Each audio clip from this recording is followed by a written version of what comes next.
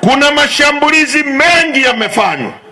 Shambulio la kwanza ilikuwa ni kutumia watu tuliokuwa nao kuandika barua kwa msajili kwa maagizo ya msajili mwenyewe kwamba wapinge uchaguzi wa ndani ya chama chetu, uchaguzi ambao ulikuwa most transparent election, uchaguzi wa wazi uliorushwa na TV zote, kila Mtanzania akaushuhudia na taifa zima halikulala, ikiwemo rais hawakulala wakiangalia uchaguzi wa chama chetu ulivyokuwa wa wazi, huru na haki.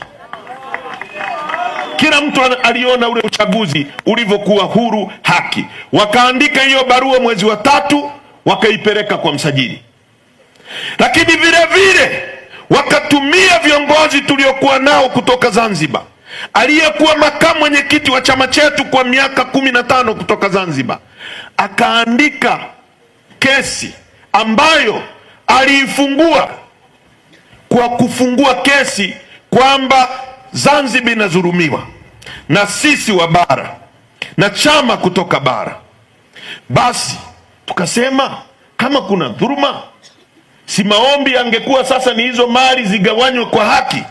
Lakini badala ya kuomba maombi hizo mali zigawanywe kwa haki, akaomba maombi kwamba chama kizuiliwe kufanya kazi zake zote za kisiasa. Kwamba wewe unadai mali haigawanywi kwa haki, lakini unataka watu wa Ngarenaro wasikae kikao cha chama kujadili masuala ya chama, watu wa Tarime wasikae kikao cha chama kujadili masuala ya chama. Hiyo inawaambieni nini? Kwamba mtu aliyekuwa madarakani kwa miaka 15, yeye ndio alikuwa madarakani, ametoka juzi, hakuwahi kuona Zanzibar inadhulumiwa akiwa madarakani, ametoka tu ndio akakumbuka kwamba Zanzibar inadhulumiwa na bara. Hiyo ni vita ya pili.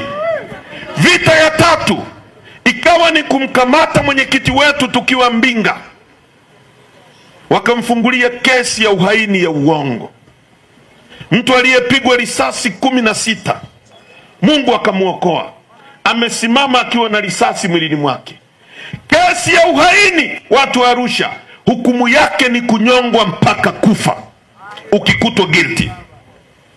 Wanajaribu wamuue Lissu, wakategemea chama kitapara rais, kitarudi ndani, kitaenda kulia free Lissu, free Lissu.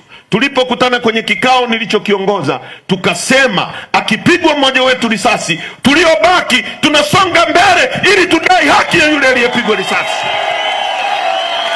Tukaanzisha na tukaendelea na operation aliyokuwa ameianzisha Tundu Lissu. Tulipoenda kanda ya Ziwa, mapokeo yamekuwa makubwa kuliko walivyotegemea. Wakajaribu na kuanzisha chama kikaragosi. Hizi zote ni mbinu za kujaribu kuishambulia Chadema, lakini nyie wa Tanzania mmekataa kuona Chadema inakufa mbele ya macho yenu, mnaendelea kuiunga mkono. Sasa jana mmemsikia msajili amesema kwamba anaifutia Chadema ruzuku, anatishia kukifuta chama hiki kinyume cha utaratibu wa sheria. Tukijaribu kueleza mambo yote, hata hiyo barua yenyewe ya huyo aliyelalamika, mwanzo aliandika kama anamwandikia msajili rufaa. Sisi tukamjibu msajili kwamba wewe sio mamlaka ya rufaa ndani ya chama chetu. Chama chetu kina vyombo vyake vya kufanya rufaa kama mtu ana malalamiko. Kwa hiyo kama mtu amekuja kwako, mwambie arudi ndani ya chama, ashughulikiwe ndani ya chama. Msajili akamwambia toa hiyo barua, andika barua kama malalamiko. Kwa hiyo barua yenyewe imeandikwa na msajili, yeye ndio mshtaki, yeye ndio mlalamikaji, alafu yeye ndio jaji anayetaka kutoa hukumu dhidi ya chama chetu. Sasa ndugu zangu, maamuzi ya tuliotoa tarehe 23 na tarehe 24 ni maamuzi ya kamati kuu ya chama chetu, hayakuwa maamuzi yangu binafsi. Chama chetu kilisema barua ya msajili ni batili kupitia kamati kuu ya chama chetu. Sasa na kimeendelea kutambua viongozi wetu wale tuliowateua kwenye baraza kuu la tarehe 22. Katoliki nimesema uchaguzi hauwezekani kwa sheria hizi. na nikasema muda upo wa kutosha, wamempiga mpaka padri. KKT imesema hivyo, shura maimamu Waislamu wamesema hivyo, mzee Butiku amesema hivyo, mzee Warioba amesema hivyo. Wanaosema uchaguzi unawezekana hivyo tu ni wale ambao wamenunuliwa na CCM na CCM yenyewe. Nyie hai mnasemaje?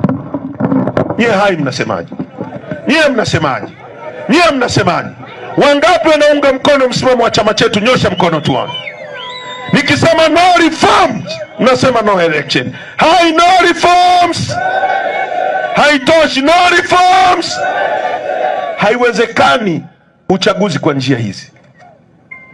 Haiwezekani mechi inachezwa Simba na Yanga, alafu refari anakuwa Haji Manara. Hiyo mechi itakuwaje ndugu zangu? Niambieni wenyewe. Mtu atachezewa faulu katikati ya uwanja, Haji atasema ni penalty. Uongo kweli?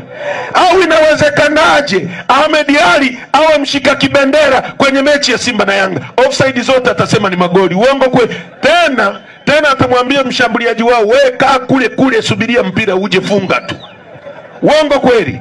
Leo wanataka tuende kwenye uchaguzi ambao Omar Ramadhani Mapuri, katibu mwenezi wa CCM,